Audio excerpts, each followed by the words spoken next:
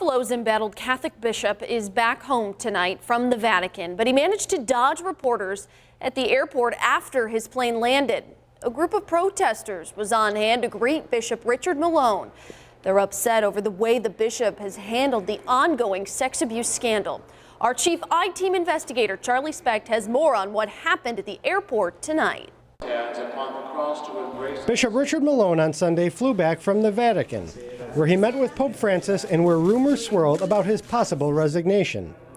Ready to greet him at the Buffalo airport was a welcoming party that was not so welcoming. But after an hour's worth of anticipation, Bishop Malone was nowhere to be found. He did not come out this entrance with the other passengers, who told us they saw him going out an alternate exit.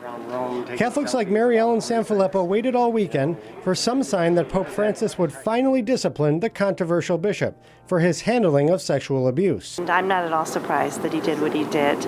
Instead, the bishop's Twitter feed was flooded with pictures of Malone visiting historic sites at the Vatican. All it says to me is that, he's having quite the time in Rome, perhaps with other bishops and maybe even the Pope, while we're back here continuing to struggle with what we've been struggling with for well over a year now.